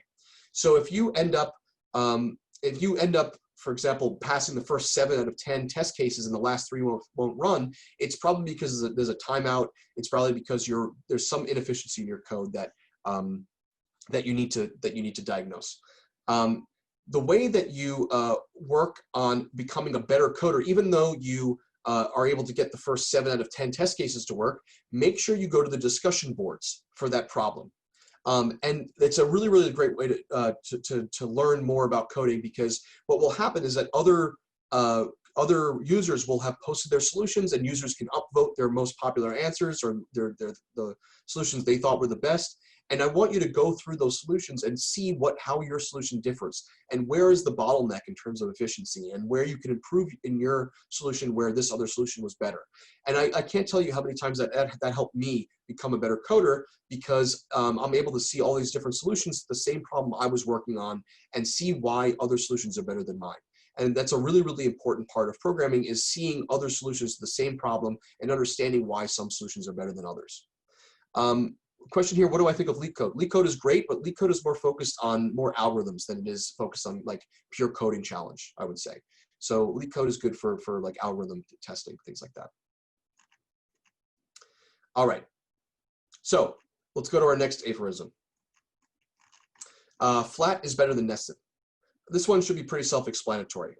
So we want to try to prevent ourselves from having too many nested operations. And the reason is because as we nest things, it becomes harder and harder to follow and stay grounded in where we were coming from, right? So if we're following, for example, in this case, this nested if-else, it's really, really difficult to remember what conditions we met. And you can imagine this could go on 10 times, right? These different nested situations here where, here we have, condition 1, condition 2, condition 3. This prints only if condition 1 is true. Use elif instead of if else. Using elif will be easier to read. Avoid these nested if else statements. Okay, so here we're nesting this if and then else and then if and then else. That's not how you should do it in Python. I'll kind of go into how you could do it in a second. Here also we have, we're trying to find the number of odd numbers from this range of numbers. And so I just did a for loop, and then I checked to see num mod 2 is equal to 1. Then we're going to append that number to our list. Here, what we're going to do is, for the good version, is we're going to use elif. Okay, so elif is like a nested else if, except that we don't have to nest it, which is really, really nice. Okay, so in this case, we do if condition 1. Elif is like else, except that it has an additional condition, right? So if this condition is false, then we try this elif, just like we would do an else, except that there's an additional constraint on this else. Okay, and that's what this elif is doing. So it's else is special in that if we do if condition, else will catch everything other than condition 1 being true. Like if condition 1 is, if this is true, then, or I'm sorry, if this is false, I'm sorry, if this is true, then this runs. Every other situation, else will run, right? Whereas this, we can be a little bit more you know, explicit with what our condition should be, and this also prevents these kind of nested if-else situations here. Okay, and then we can have a catch-all at the very end. Here, this prints if condition 1, condition 2, and condition 3 are all false. Okay, and then here I'm using a list comprehension again to do what we did here in this for loop, except that here we're doing for num in num range only if the number is odd. So essentially, if the remainder of this number divided by 2 is 1, then we know that it's an odd number, right? Yeah, switch statements is another good example where if you have these kind of switch cases, that like R is a good example where you have these kind of switch, this switch function. That's another kind of way where it's kind of like an if-else where you have this kind of condition and then, or you have this thing and then you have a bunch of conditions and you want to switch based on that. So yeah, you can imagine if you have a whole bunch of nested switches, it can be really, really difficult to read. So we want to try to keep our code as flat as possible so that you can follow it in a logical way and not have to put too much strain on where you are, the navigation of the code, right? You want to make sure that you can kind of like, if you get lost, you can kind of take a step back and not have to start from the beginning, right? Like if there are any musicians in the audience, you know, I don't know if you guys have ever been playing music that maybe you have like remembered from a long time ago. You could only play it from the beginning, and then you have to go through the whole song. And then once you stop, you can't start over from where you were in the middle. You have to start from the beginning again. That's not where we want to be in coding. We want to make sure that we are able to kind of pick up from where we left off, a step behind or a step, like 2 steps behind, not from the very beginning, because that can really increase the amount of time it takes for us to kind of get through code and understand it. A small just side note on modules and packages. Try not to, and this is not really applicable to everyone because not everyone's writing their own modules and packages, although you should write your own modules where appropriate. Try not to have super nested functionality in your packages and stuff like that, because it can get really, really old fast. And so, for example, you want to prefer shallow rather than deep nesting. So for example, if you're writing some sort of some package with modules and submodules and sub-submodules and things like that, then you don't want to ever see something like import package.module that's submodule. This is just crazy, right? So try to reconsider how you're organizing your code to make it slightly easier to access certain parts of it. Now, there are exceptions to this, like really, really deep levels of sklearn or really, really advanced like PyTorch or TensorFlow.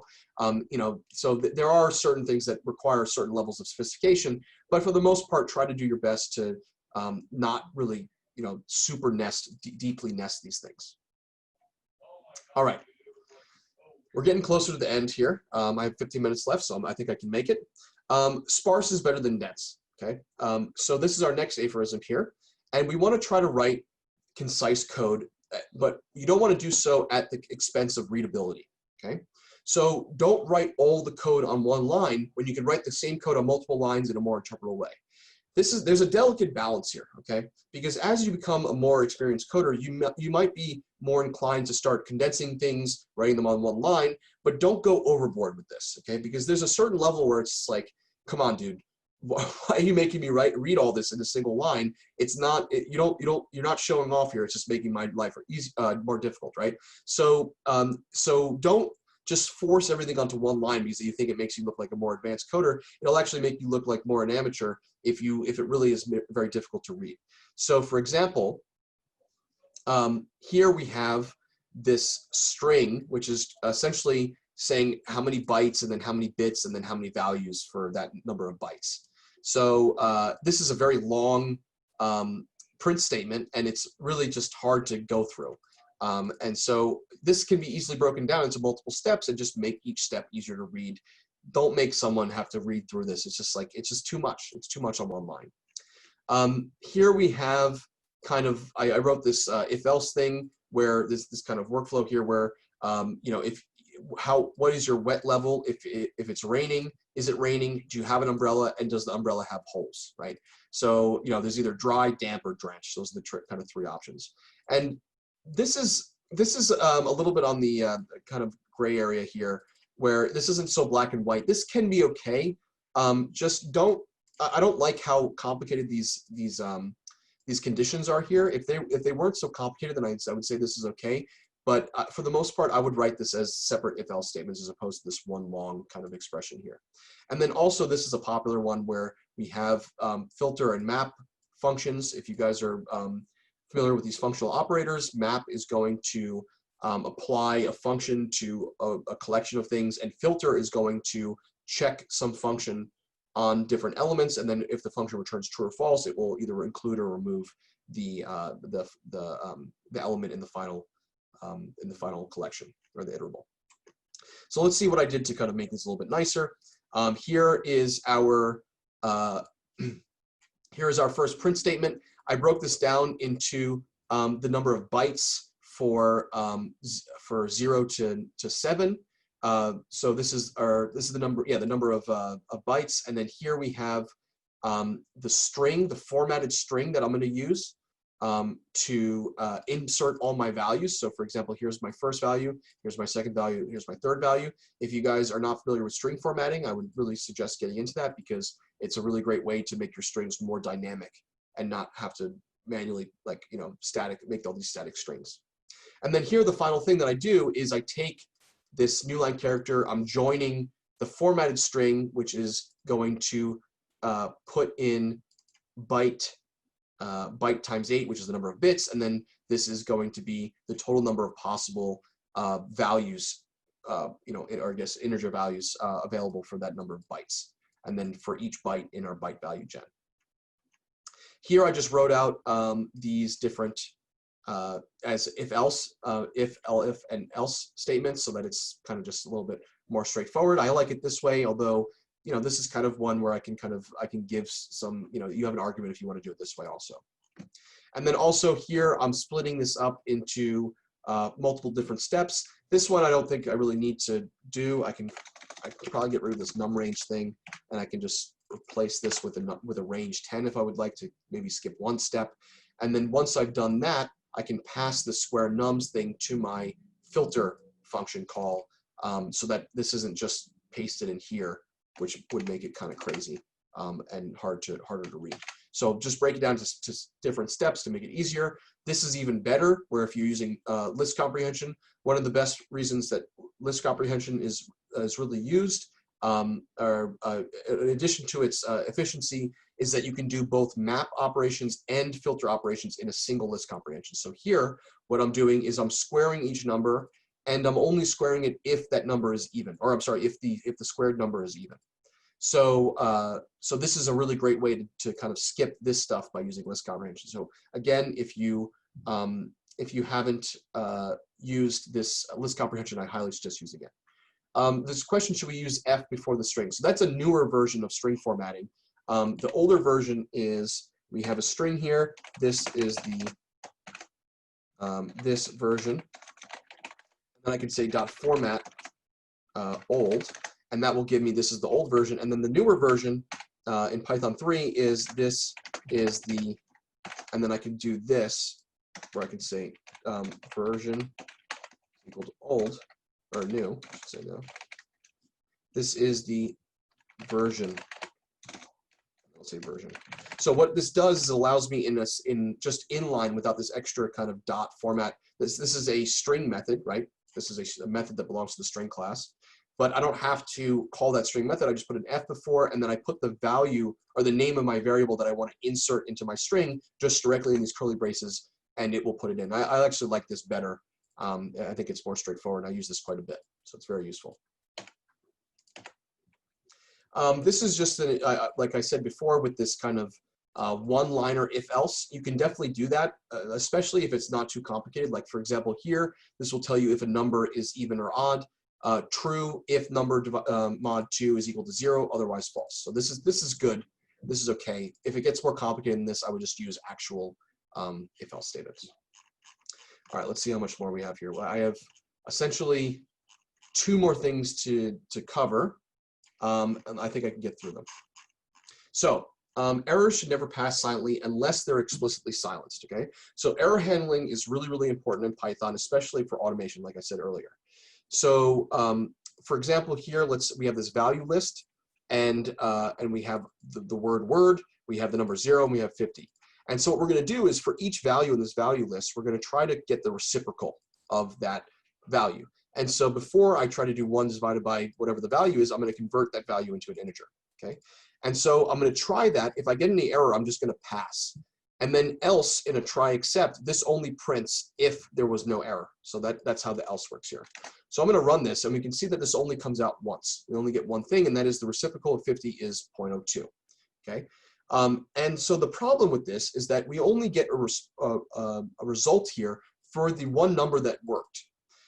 We can't divide by 0 because we get a 0 division error, and we can't divide by the word because it doesn't make sense mathematically. Okay. And so the point I'm trying to make here is that you really want to make sure that you're aware when these errors occur, because if you're not aware of these errors occurring, what might happen is it's easy to see an example like this. But let's say you have a column in a data frame that's 10,000 elements long, and you're applying some sort of operation to it, and you end up with 200 missing values or 500 missing values, or a decent chunk of values that might be missing because of some errors that you're handling silently. You don't ever want that to happen, especially with much larger collections of things, because it's important to know if you're losing data, that you could be introducing bias to your data, or you could be doing things like this. So it's really important to make sure you know when there are errors occurring and to handle them specifically. And to make sure that if they are passing silently, it's because you have handled that and you know for a fact that you're using the correct behavior to handle those errors. So what I did here is I'm printing out the value in the try part here, and then I'm going to try it, and then I'm going to say accept exception as E, and then I'm going to print the type of the exception and then E itself. Okay. And so what we get here is, here's the first value, and it's word, and it's going to say, hey, we're getting a value error, invalid literal for int with base 10. We can't convert word to an integer. The next time we get a 0, and then we get the 0 division error, division by 0. We can't do that. And then here we get the value is 50, and then we get this no error occurred. Okay. So notice, by the way, that none of these are actual errors. This is just print statements that I've been printing out. I'm handling the error, and then I'm printing out what the result is, what the error is, right? But my code doesn't halt. My code is not terminated, which would happen if we hadn't handled this. So for example, if I get rid of this, we're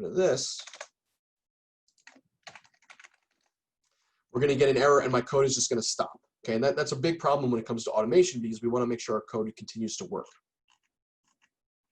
So again, in the bad example above, we aren't notified in any way when we get an error while trying to calculate the reciprocal of two of the 3 elements. Okay, and this is a big issue because it's silent, because of the silent error handling. This good example catches every exception type and prints out the type and the error message, so we know when any kind of error is occurring. So I have this other example here where I have some date times, or these date formats, and I'm trying to, this is called string parse time. So essentially it's going to take my date as a string, use this format that I've used with these special characters here. This means the month, the full name of the month, the day, and then the full year. And this is from the date time submodule within the date time module, which is kind of confusing that there's 2 of the same name. But this is a very useful thing to convert this into a date time object. Date timed objects are really, really useful. They allow us to filter by ranges of dates. We can extract what the day of the week was. Really good for time series. Very, very useful objects and to be using. So I'm not going to go too much into this. If you guys are interested, you can read more about this. It's all pretty self-explanatory here, but I kind of slowly iterate these different solutions to make sure that it's working, because we will see here that we have one of our dates, the month is abbreviated, one of our dates is in a totally different format, and then one of our dates, the day is just wrong. It's just like 34, which doesn't make any sense. So how do we handle that? You know, how do we make sure that we're getting, you know, for example, if we had 10,000 dates in a data frame and we want to convert those to date time, you know, object, we might apply something like this, although there are, you know, 2 date time functions in pandas. We might want to apply something like this, but we want to make sure that we're not dropping dates because of, you know, an error on our part or error that we didn't catch, for example. So it's really important to make sure that we're seeing what's occurring and what is good and what isn't, and how we can maybe account for different types of formats, things like that.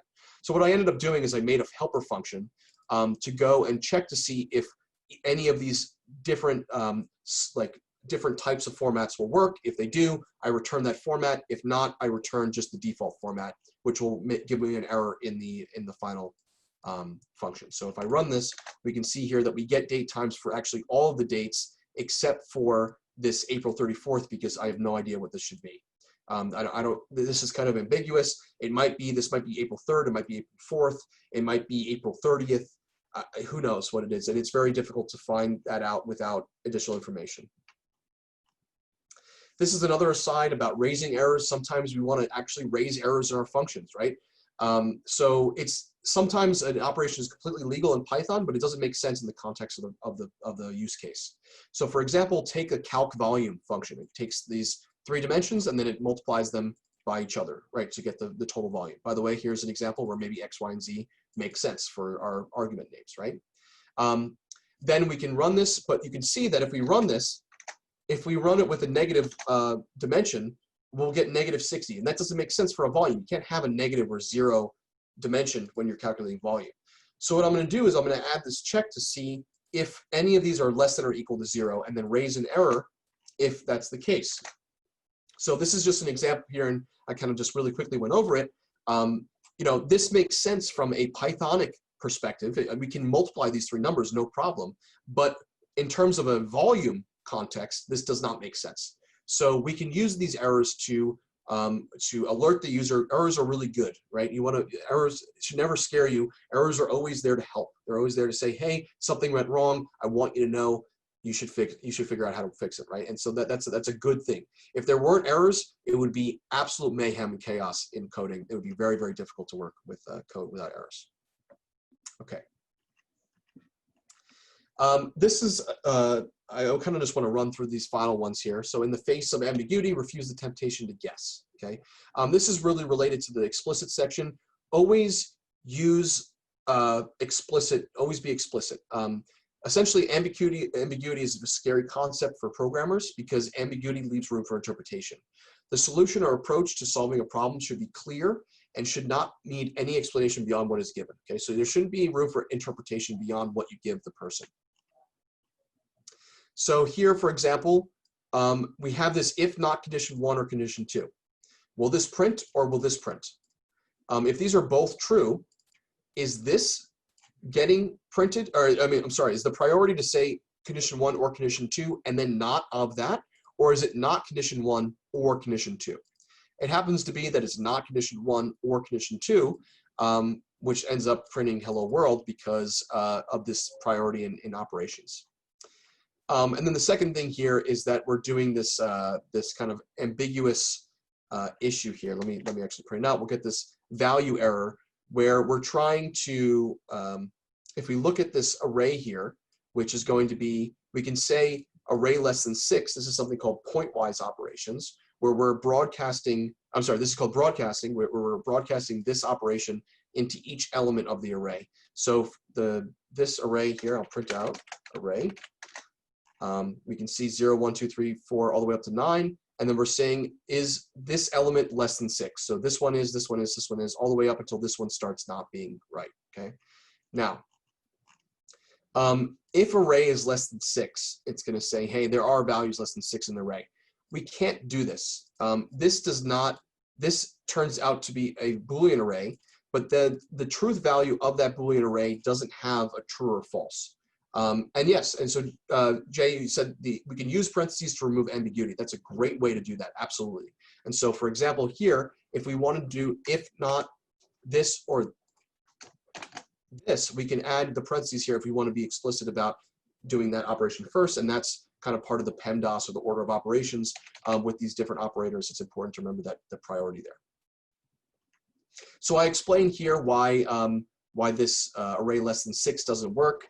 Please go to that and read through it if you're interested in understanding why that doesn't work. It's an important concept for when you're working with arrays, and you'll often get this error where value error, the truth value in an array with more than one element is ambiguous, and then you can use these any or all methods here, which essentially just aggregate all the values. So for example, any will apply or to each element of a Boolean array. So it's going to be true or true or true or true or false or false. That will give us a single true or false. And then finally, we have all, which is going to apply and to each element. And that's going to be true and true and true and true and false, and that will give us a false. It'll give us just a single true or false, which is what we need for this. We can't pass a Boolean array here. This if condition requires just a single true or false value. And that's very important to realize. Okay, before I go to the next section, I want to point out that sometimes the code may not even run until we eliminate the ambiguity, like for example in this case up here. However, the more dangerous cases are when the code does run but without error. And that's because you don't even see that it's there, you don't notice that it's there, and you might be the behavior might be different than what you expect, okay? And so make sure that you're actively trying to remove ambiguity from your code, and it will make a big difference in the long run. All right, so these two last things that I want to talk about, more of just kind of me discussing. I know we went quite over today, and so thank you for those troopers that are still hanging with us. You guys are really dedicated. Those of you guys who are reviewing the video, I totally understand. If I had to look at my face for this long, I'd probably leave too. So don't worry about it. I hope you guys enjoy the rest of this video. So let me talk about these two last ones here. If the implementation is hard to explain, it's a bad idea. And if the implementation is easy to explain, it may be a good idea. So this seems pretty obvious here, right? So, but I think the important thing here is that this is about the logic of your code. Okay, so before you even talk about actually writing code down, you want to think about how am I going to work on the grammar of my code, or how am I going to use the tools in my arsenal to solve the issue at hand. Okay, so even from before a coding level, if the way that you're explaining your solution to the problem is very hard to explain, then it's a bad idea, because generally, and 99 times out of 100, you're going to need to explain to someone else, and if you can't explain to someone, then you need to find a better way to do it. If the implementation is easy to explain, it may be a good idea, but there may be a better way to do it. And so this is kind of this gray area where you need to always consider the different ways that you can code up the same logic and make judgment calls to balance efficiency and robustness with ease of understanding. Everyone always wants to make code that's scalable, robust, and efficient. However, if it's too difficult to explain what you're doing, then you might want to sacrifice a little bit of efficiency, a little bit of future-proofing for it, and make it a little bit easier for someone to understand, so that it will be just more usable and more realistic in just to use on a daily basis. Because if it's too hard to use, then no one's using it and your code is useless. So make sure that your code is easy enough to use. Otherwise, there's no point in writing it anyway. And the last point I want to make is that now is better than never, and although never is often better than right now. Okay, so so what am I talking about? So now is better than never, although never is often better than right now. Okay, so whenever you're writing code, always try to keep in mind, how will this be used in the future? Okay, how is this going to be used? Like, how is the code going to be used? Like maybe in future implementations. How is the code going to be updated to have additional functionality? How can we write code so that it's easier to update and improve? These are all very important points, and you should always consider this when you're formatting and structuring your code, so that it'll be easier to incorporate these things later. However, although you want to think about this in this kind of way, you don't want to go overboard to try to make your code unreasonably robust, okay? And I've been in this position before where I was writing some code for either schedule creation for the bootcamp, or for, I have this nifty little email thing that kind of emails each instructor kind of what their schedule is for the week. All these different things that I wanted to write. I'm kind of brainstorming how I'm going to make it super robust, and if I ever want to add this to it, I'm going to be able to write this extra part where I can kind of bring it in. But for the most part, all this stuff that I added in, I've never used, and it's been a year. It's been a year and a half, and I've never used this stuff. And what ended up happening is I wasted my time pretty much. And so, although it was a good experience and I learned from that, I'm trying to teach you guys this from my experience, that don't try to code too much in the future, because you can always add that later. And so there's three different reasons that I could think of why you don't want to spend too much time doing this. So for one, the additional functionality may never be used, which means that you wasted time creating tools that don't have value, which could really annoy your employer in certain cases. The tools you add may need to be used in a different way from how you first intended. So your version 1 of the implemented tools may not be applicable to the solution that or to the problem that you're trying to solve. So that's the problem may change from when you first implemented to when it actually needs to be made.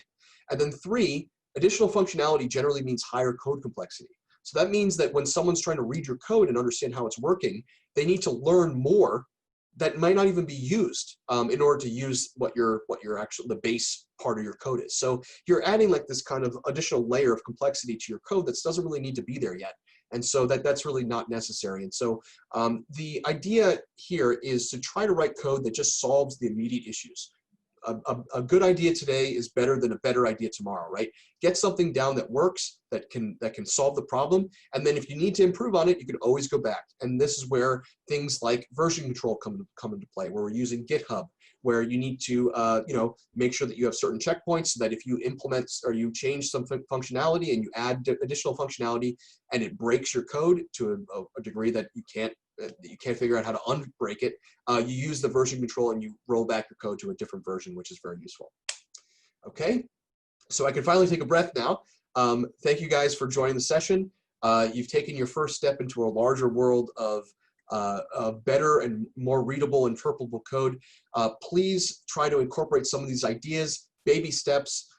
Make this a point to when you're writing code, really think about it, because if you put in the effort now, it's going to make your code a lot more readable in the future, which is going to make you just a more attractive candidate or a colleague to work with. And that really, it makes a huge difference when you're working with someone who has very easy to read code. You really look up to that person and you want to learn from them and you want to work with them. And so it's really, it can't be understated how important this can be. And it can be the difference between getting a job versus not getting a job, or getting that promotion or something. So so really try to put effort into doing this. At first it might be a little daunting, but after you kind of work these habits in, they definitely pay off later on. Thank you guys all for joining. It sounds like you guys enjoyed. I really enjoyed doing this session. Here are some references for this work.